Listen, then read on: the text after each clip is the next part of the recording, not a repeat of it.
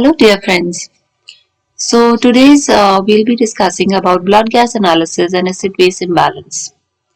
A thorough understanding of the acid-base balance is mandatory for an anesthesiologist.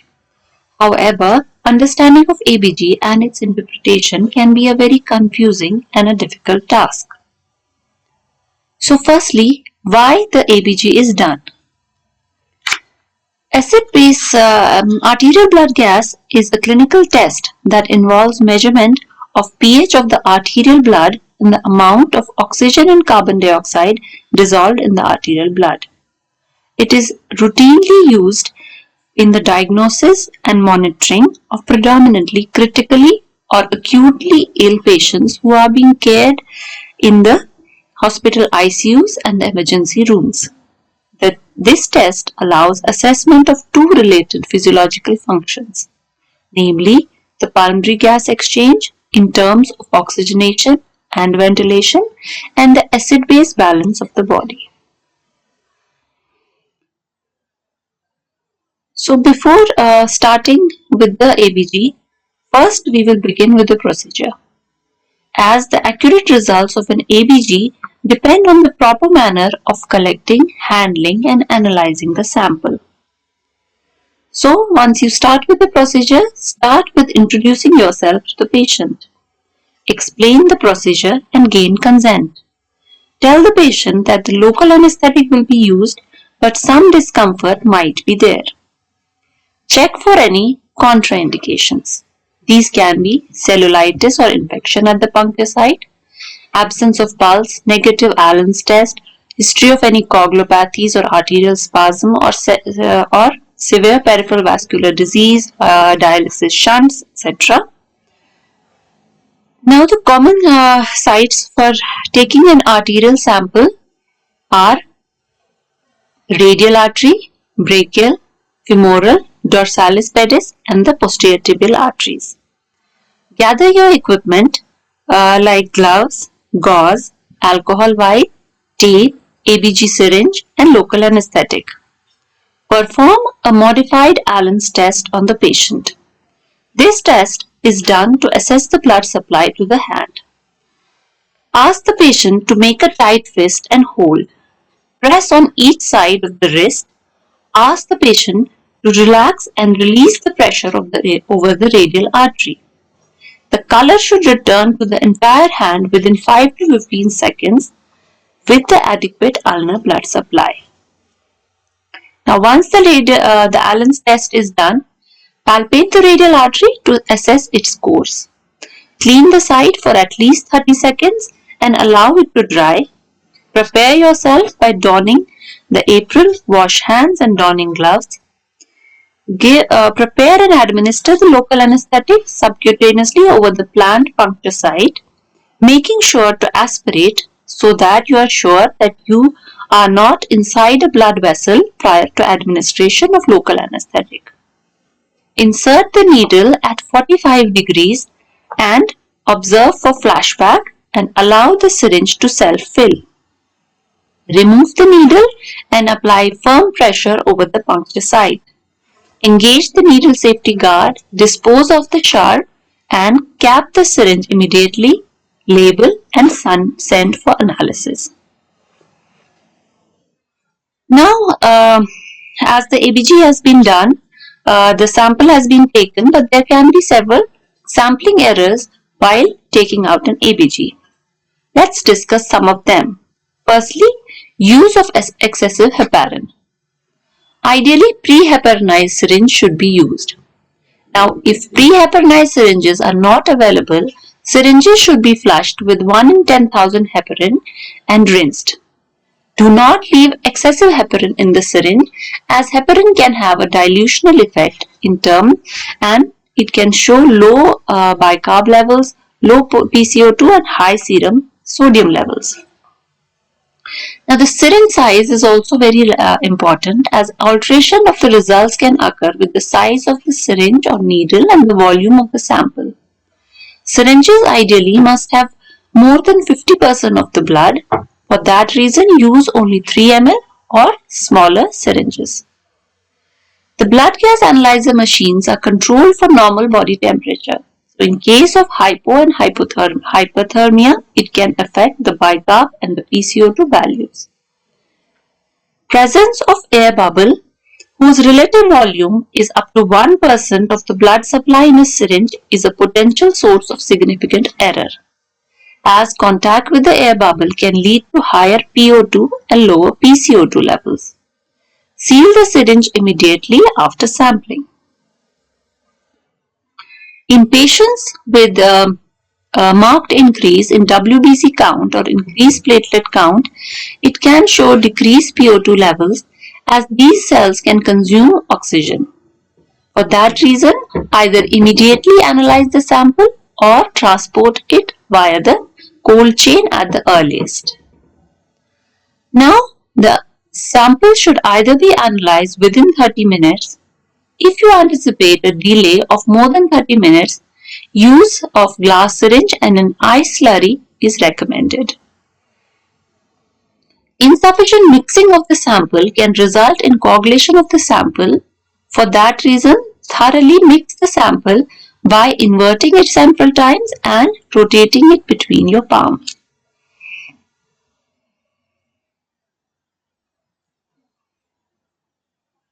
Now we have come to the interpretation of the ABG. However, prerequisite to any ABG interpretation is a detailed history and a clinical examination of the patient. Do not comment upon the ABG without knowing the history of the patient. These are the normal arterial and venous values of the ABG of various variables. Now we will discuss a logical and a systematic approach to interpretation of ABG. Since the proper application of the concepts of ABG will help not only in following the progress of the patient, but it will also help to evaluate the effectiveness of the care being provided.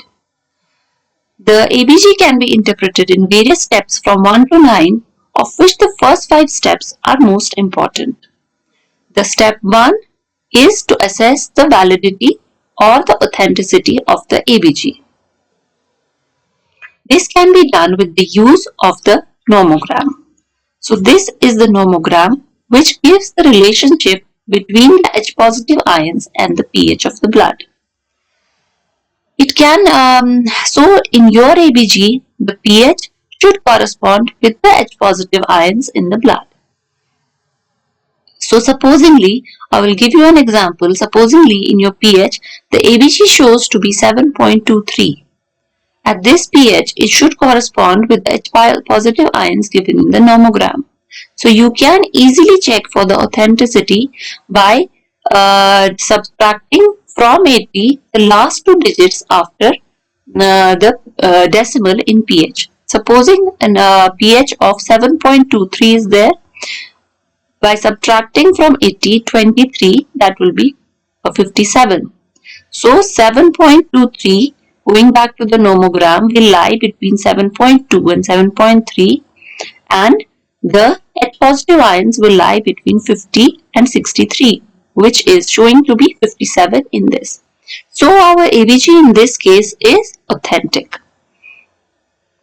Another method of assessing the authenticity of the ABG is by use of modified Henderson-Hasselbalch equation, which states that H positive ions is equal to 24 multiplied by the ratio of PaCO2 and bicarbonate.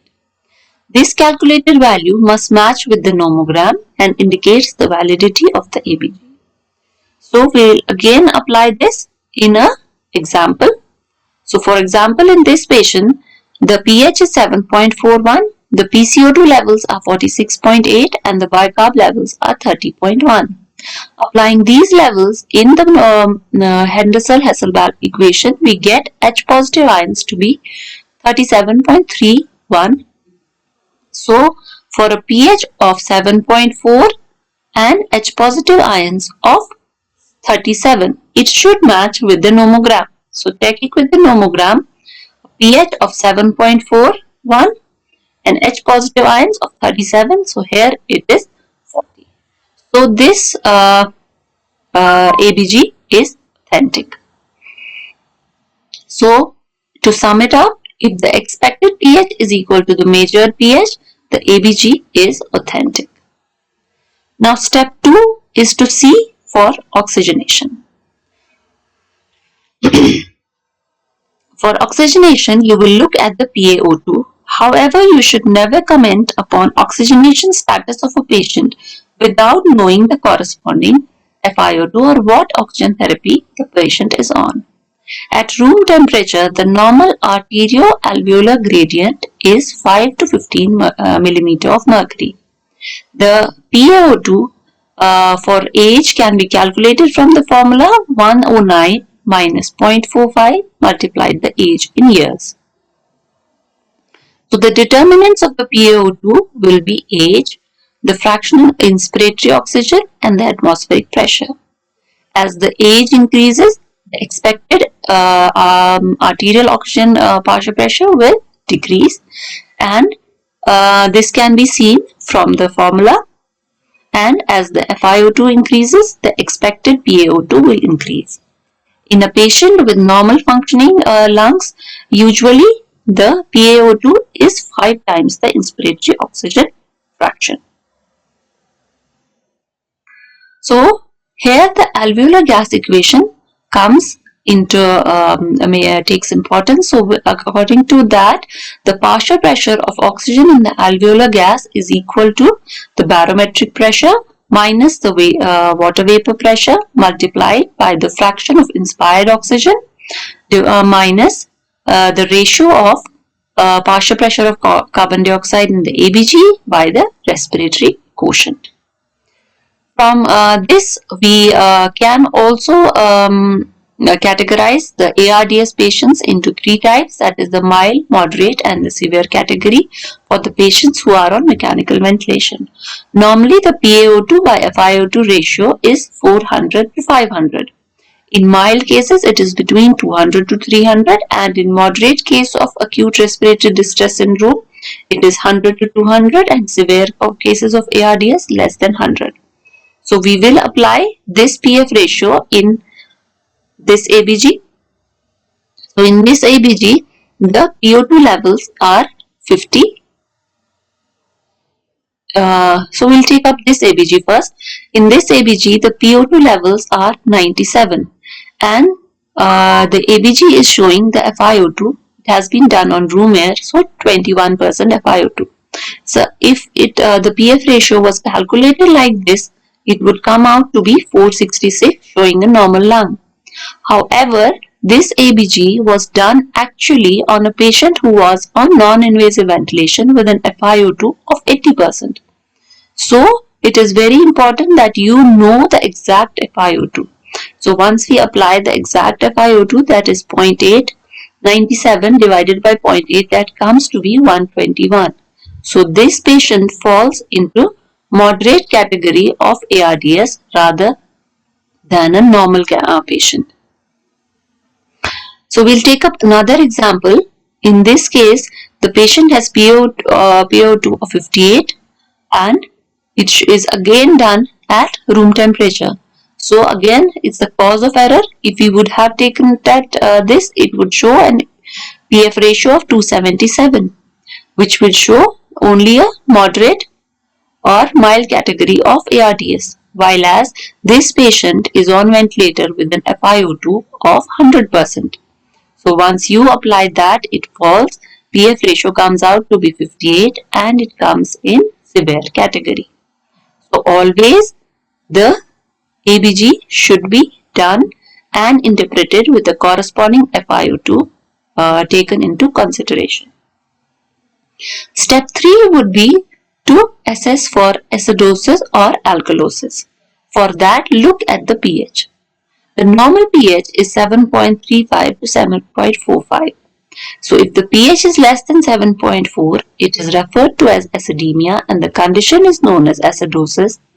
If the pH is more than 7.45, it is referred to as alkalemia, and the process in the tissue leading to this is called as alkalosis.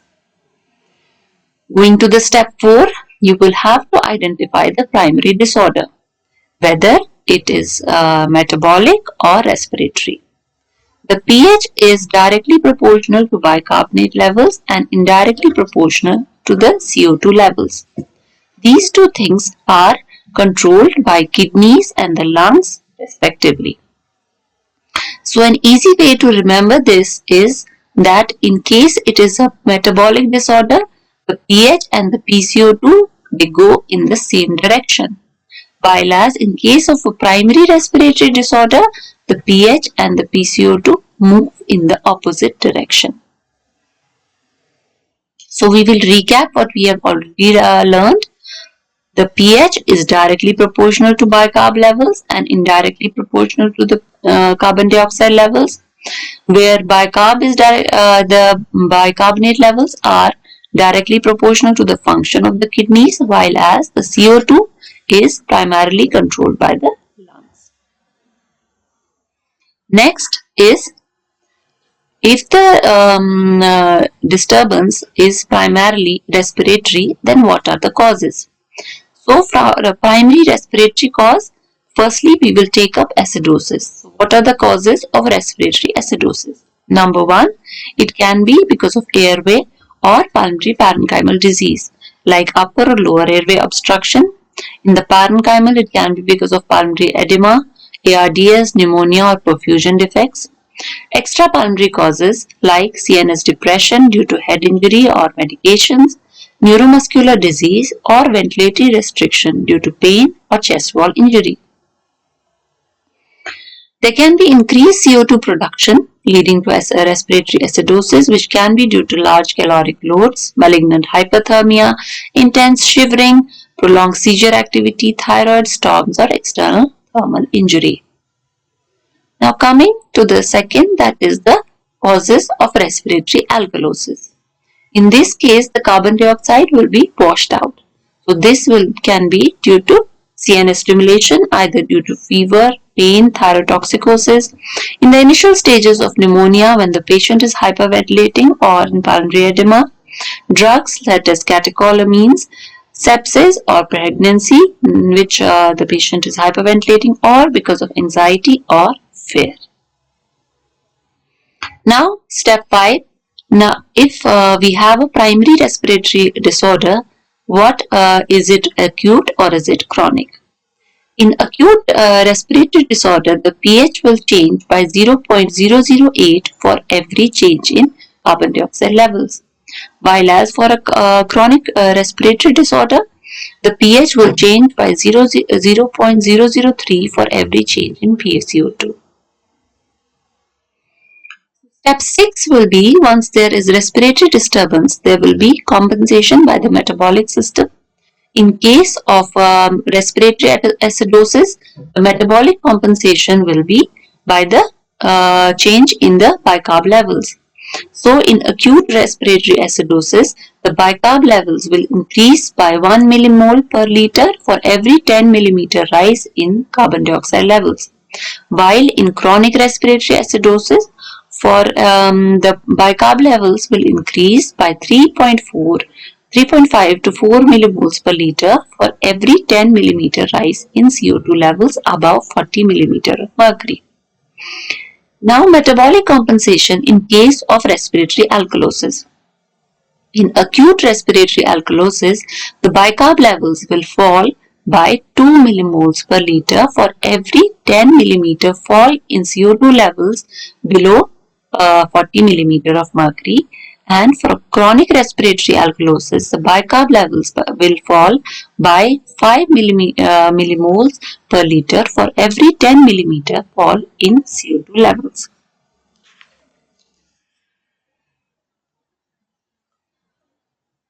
So, we'll go to an example. In this case, the pH is 7.1 and the PCO2 is 63. So the pH has decreased and the carbon dioxide has increased. So they have gone in opposite direction. So it is a respiratory disorder. Then bicarb levels are normal. They have not changed. So it is the change in PCO2 that is, we'll subtract the difference change in the PCO2, that will be the 63 minus the 40, which is the normal PCO2 levels, divided by normal PCO2 levels, that comes out to be 0.5. So in this case, it is a primary respiratory disorder and it is acute in nature. Now there are certain rules of compensation for whatever, whether it is metabolic or the respiratory compensation. These are that acute compensation occurs within 6 to 24 hours and chronic compensation within 1 to 4 days. Respiratory compensation occurs faster than metabolic compensation. Now coming to the step 5, once you have identified that the primary disorder is metabolic. So the metabolic can be, you have to evaluate whether it is metabolic acidosis or alkalosis. This is a very important ratio in case of assessing the disorder. So the ratio between bicarb and the carbonic acid, that plays a very important role. So we'll take up an example first. So in this case, the pH has decreased, that is 7.03. The carbon dioxide levels have also reduced. They are less than 40 millimeter. They have gone in the same direction. So once the pH and the PCO2, they go in the same direction, it means a metabolic disorder, a primary metabolic disorder. Then we will look at the bicarb levels. The bicarb levels have also reduced, so it is a metabolic disorder. Then we will look at the anion gap, that is 21. Normal is 8 to 12. So now again the anion gap has also increased. So in this case the pH has decreased, the PCO2 has decreased, the bicarb levels have decreased, but the anion gap has increased. So it is a type of high anion gap metabolic acidosis. So we'll discuss about that. So in metabolic acidosis can be of 3 types, whether it is high anion gap metabolic acidosis, normal anion gap metabolic acidosis, or low anion gap metabolic acidosis. So this anion gap theory has been used to exploit the theory of electroneutrality and is a major tool for evaluating the acid-base disorder. How is it measured? So it is measured by the difference between the routinely measured serum cations, that is sodium and potassium, and anions, that is chloride and bicarbonate. Because the extracellular concentration of potassium is very low, so it is usually excluded from the equation. So anion gap normally is calculated as sodium minus chloride and bicarb levels. So normally the anion gap is 8 to 12 milliequivalents per liter. Because the electroneutrality must be maintained, the difference reflects the unmeasured anions. So this 8 to 12 milliequivalent gap is filled by weak acids, principally the albumin, and to some extent by phosphate, lactates and sulfates. So when the anion gap is greater than that produced by albumin and phosphate, other anions like lactates or ketones must be present in the more than normal concentration to result in high anion gap metabolic acidosis. Now the primary problem with the anion gap is that it has a reliance on albumin and phosphate levels, which can be grossly deranged in critically ill patients. So for that reason, a corrected anion gap can be used. So the corrected anion gap is equal to anion gap plus 2.5 multiplied by 4 minus albumin levels. So now, firstly we will discuss about the high anion gap metabolic acidosis. So this can be the causes of high anion metabolic acidosis can be remembered with the mnemonic MUD piles, in which M stands for methanol, U for uremia, D for diabetic ketoacidosis, P for paraldehyde or propylene, I for isoniazid or iron, L for lactic acidosis, E for ethanol or ethylene glycol, and S for salicylate. Now, in case of high anion gap, we'll have to discuss another concept, that is osmolar gap. If the anion gap is elevated, you will have to consider calculation of osmolar gap in some clinical situations, in which the elevation of anion gap is not explained by an obvious cause. That is, you cannot find an obvious cause like diabetic ketoacidosis or lactic acidosis or renal failure. In that case, you might be suspecting a toxic ingestion. So how is this osmolar gap calculated? It is equal to the measured osmoles minus the calcium measured osmolarity minus the calculated plasma osmolarity. So how do you calculate the plasma osmolarity? That is equal to twice of sodium plus glucose divided by 18 plus blood urea nitrogen divided by 2.8. Normally, the osmolar gap should be less than 10 milliosmoles per kg. In case the osmolar gap is more than 10, that indicates the presence of certain abnormally active substances like toxins, can be ethanol poisoning or methanol or ethylene glycol. So you should suspect that. Now, another type of metabolic acidosis is normal anion gap metabolic acidosis.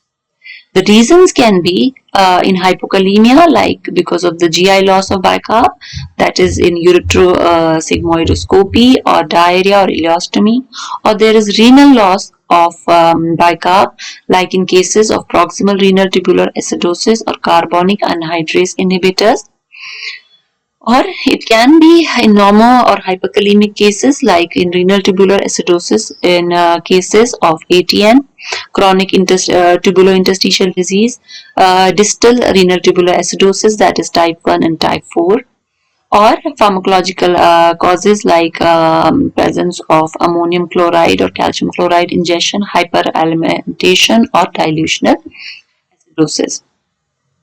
Now, what are the causes of normal anion? You have established that it is a normal anion gap metabolic acidosis. In that case, you will have to do a urinary pH. If the urinary pH is more than 5.5, it indicates type 1 renal tubular acidosis. And in case the urinary pH comes out to be less than 5.5, it can be type 2 or type 4 renal tubular acidosis. Now, how to differentiate between whether it is type 2 or type 4 renal tubular acidosis? In that case, it can be differentiated by doing the serum potassium levels later. Now, the third type of metabolic acidosis is low anion gap metabolic acidosis.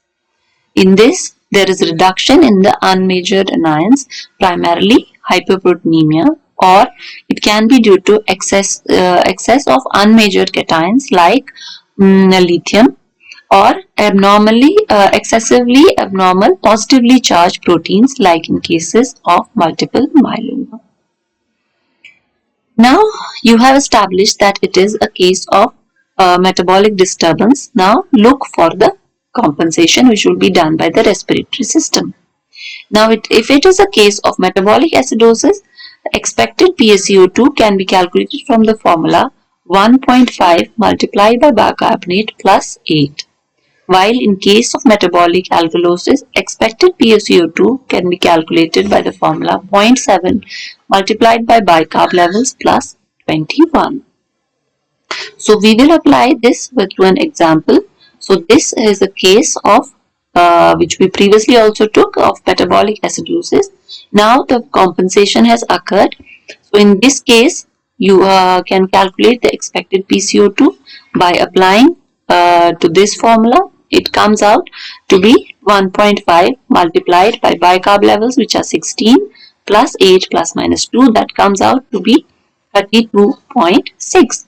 So here it is 33, which shows that expected PCO2 is equal to which was calculated.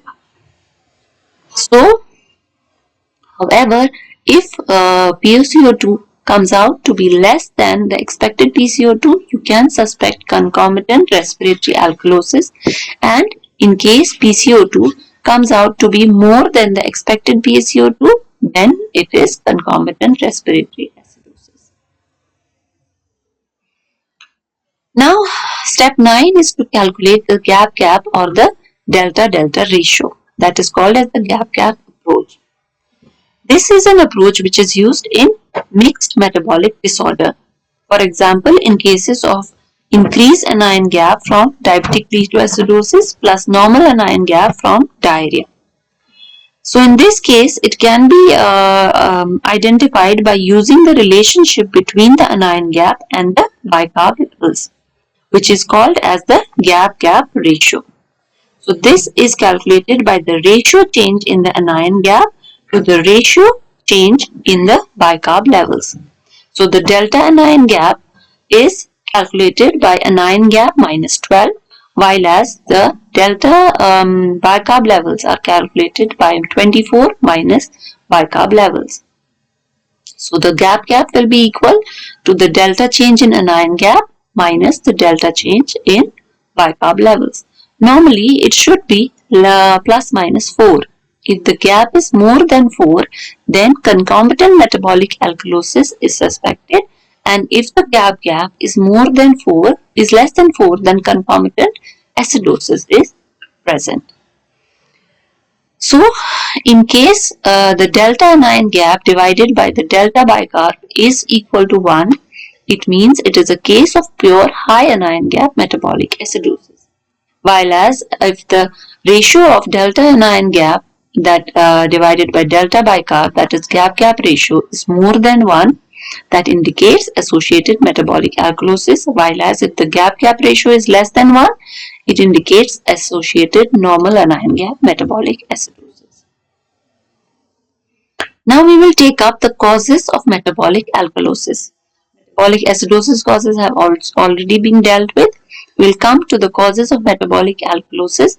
It can be because of the loss of H-positive ions, either due to vomiting or use of diuretics, or it can be because of increased resorption of bicarbonate ions, that is either because of low intravascular volume, hypokalemia, increased PCO2 levels, or increased mineralocorticoids, or it can be because of administration of alkali in the setting of renal impairment.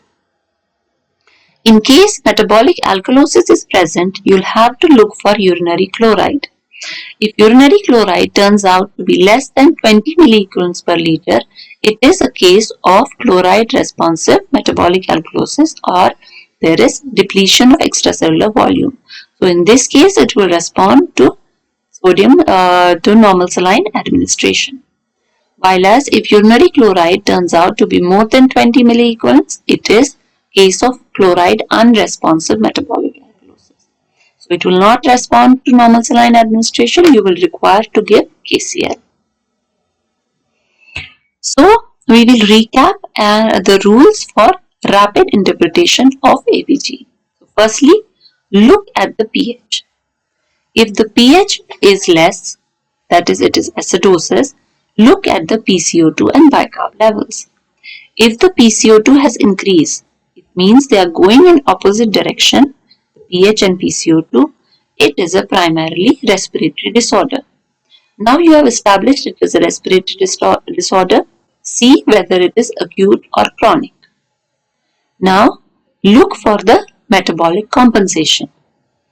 In acute respiratory acidosis, the compensation will be bicarb will increase by 1 milliequivalents per 10 millimeter increase in PCO2 above 40 millimeter mercury, while as in chronic respiratory acidosis, bicarb will increase by 3.5 milliequivalents per 10 millimeter mercury increase in PCO2.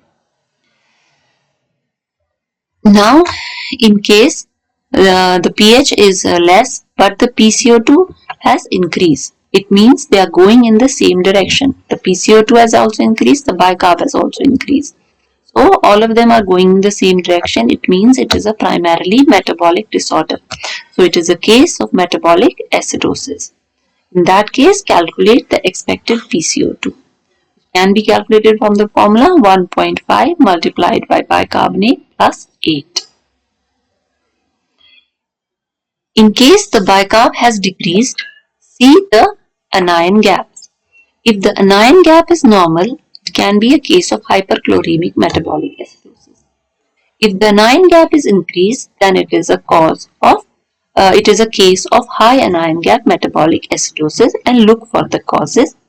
In case you suspect a mixed metabolic acidosis, do the gap analysis and find out the gap ratio. Now, step 3, in case the pH is increased, that is, it is alkalotic, the pH is alkalotic, look at the PCO2. If the PCO2 has reduced, that means the pH and the PCO2 are going in opposite direction. It means it is a case of primary respiratory alkalosis. Look for the metabolic compensation. In acute cases, the bicarb will decrease by 2 milliequivalents per 10 mm mercury, decrease in PCO2 below 40. While as in chronic cases, the bicarb will decrease by 5 milliequivalents per 10 mm, decrease in PCO2 below 40.